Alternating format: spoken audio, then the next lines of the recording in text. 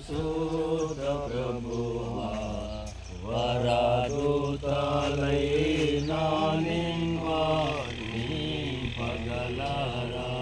వరదూతలైనా వరదూతలైనా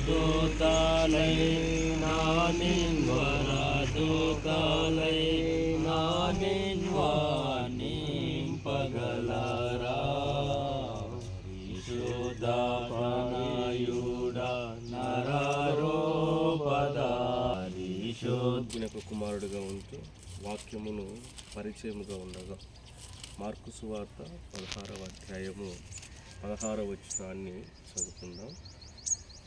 నమ్మి బాప్తిసం పొందినవాడు రక్షింపబడును, నమ్మని వానికి శిక్ష విధింపబడును. ప్రభువైన యేసుక్రీస్తు వారు తన శిష్యులతో ఒక మాట సెలవిస్తూ ఒక ప్రాముఖ్యమైన విషయాన్ని తెలియజేసి ఉన్నాడు. నమ్మి ఎవరైతే బాప్తిసం పొందుతారో వారు మాత్రమే రక్షించబడతారు అని సెలవిచ్చాడు. ఈ లోకానికి అంతటికీ మనం చూసినప్పుడు ప్రతి ఒక్క మనుష్యుడు కూడా రక్షణ అనేటువంటి పరిస్థితిని మర్చిపోయి లోకానుసారంగా పాపములో జీవిస్తూ ఉన్నప్పుడు ప్రభువైన యేసుక్రీస్తు వారు ఒక వ్యక్తి యొక్క పాప క్షమాపణ పొందుకోవాలి అంటే బాప్తిసము తప్పకుండా తీసుకోవాలని ప్రభు సెలవిచ్చున్నాడు. దాన్ని రూఢిపరుస్తూ ఒక వ్యక్తి బాప్తిసం తీసుకునే ముందు మారు మనసు పొందాలని కూడా తన యొక్క శిష్యుని ద్వారా తెలియజేస్తాడు. అపోస్తుల కార్యములు 2వ అధ్యాయము 38వ వచనం. అపోస్తుల కార్యములు 2వ అధ్యాయము 38వ వచనాన్ని పేతురు మీరు మారు మనస్సు పొంది పాప క్షమాపణ నిమిత్తము ప్రతివాడు యేసుక్రీస్తు నామమున బాప్తిసం పొందుడి, అప్పుడు మీరు పరిశుద్ధాత్మను వరమును పొందుతారు. బాప్తిసము పొందుకనకు ముందు మార్పు చెందవలసింది మనస్సు. మారు మనస్సు పొంది బాప్తిసము తీసుకోవాలి. చాలామంది కొంతమంది ఏం చేస్తూ ఉన్నారంటే పెళ్ళిళ్ళకు బాప్తిసాలు ఇప్పిస్తూ ఉన్నారు. మరి కొంతమంది ఏం చేస్తారంటే మారు మనసు లేకుండానే ఎవరో ఒక గొప్ప సేవకుడు వచ్చాడంటే అతని దగ్గర పోవడము, ఆయన చేత బాప్తిసం పొందుకుంటే ఏదో పొందుకుంటా ఉన్న ఉద్దేశంతో వెళ్ళి మునిగేస్తూ ఉన్నారు. అది కాదు ఇక్కడ. బాప్తిసం యొక్క ముఖ్య నిర్వచనం ఏంటంటే మారు మనస్సు.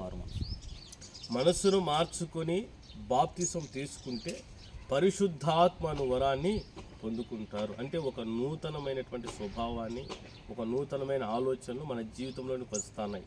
ఫస్ట్ మన జీవితం ఎట్లా ఉంటుందంటే ఒక ప్రవర్తనలో దేవుని చిత్తానికి లేకుండా ఆజ్ఞలు అతిక్రమించి మనము జరిగించవచ్చు, మాట్లాడిండవచ్చు, మన క్రియలు ఆ రీతిగా ప్రవర్తించుండవచ్చు. అయితే బాప్తిసము తీసుకొనక ముందు ఎప్పుడైతే మనం మారు మనసు పొందుతామో ఒక నిశ్చయత తీసుకుంటూ ఉన్నాం.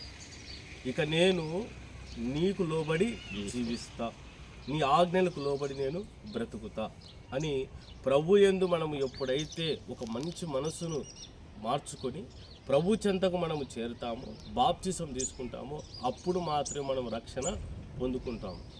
అంటే చాలామంది ఏంటంటే ఇప్పుడు సందీప్ కుమార్ చాలా యవన ప్రాయంలో ఉన్నారు. నిజంగా చాలా సంతోషం. మేము కూడా జమునూరు ప్రాంతంలో బాప్తిసం ఇచ్చిన అందరూ యవనస్తులే.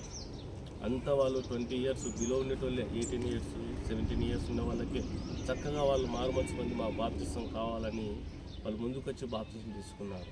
అంటే ప్రభునకు కావాల్సింది కూడా ఇలాంటి యవనస్తులే ప్రభునకు కావాలి. చాలామంది బాప్తిసం అంటే ఏమంటారు, ఇంకా కొంతకాలం ఉన్నాక తీసుకుంటలే, ఇప్పుడే ఏమైందిలే, ఇంకా కొద్దిగా ఉన్నాక కాలం జరిగినా తీసుకుంటలే అంటూ ఉంటారు. అంటే అలాంటి వారి గురించి ప్రభు ఏమంటాడంటే దినములు ఏ రీతిగా ఉన్నాయంట, చెడ్డవిగా ఉన్నాయి. కాబట్టి సమయాన్ని పోనీయకుండా సద్వినియోగం చేసుకోవాలి. అంటే దేవుడిచ్చిన ఆయుస్సును, అది యవన ప్రాయం ముందు దేవుడు మనకి ఇచ్చాడంటే ఆ యవన ప్రాయాన్ని దేవుని కొరకు మనము లోబడి జీవించాలి. ఒక పెద్ద హీరోయిన్ చాలా చక్కగా ఉన్నతమైన స్టార్గా ఉందంట. ఆమె దగ్గరికి సేవకుడు వెళ్ళి, అమ్మా కనికరము కలిగిన మా ప్రియ ప్రభువా, ఘననీయుడైనటువంటి మా నాయన, నీ ఘనమైన బలమైన ప్రశస్త నామములకు ఎలా వందనములు స్తోత్రములు కృతజ్ఞతాస్తుతులు చెల్లిస్తున్నాం నాయన.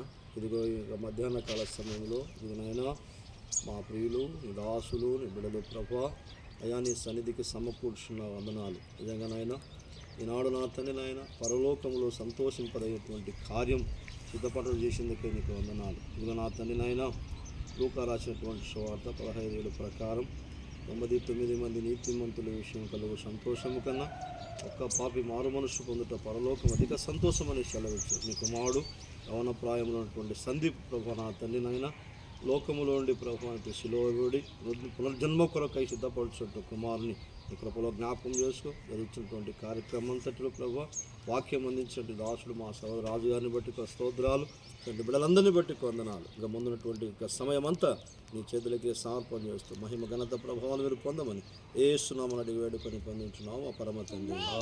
ఆమేన్.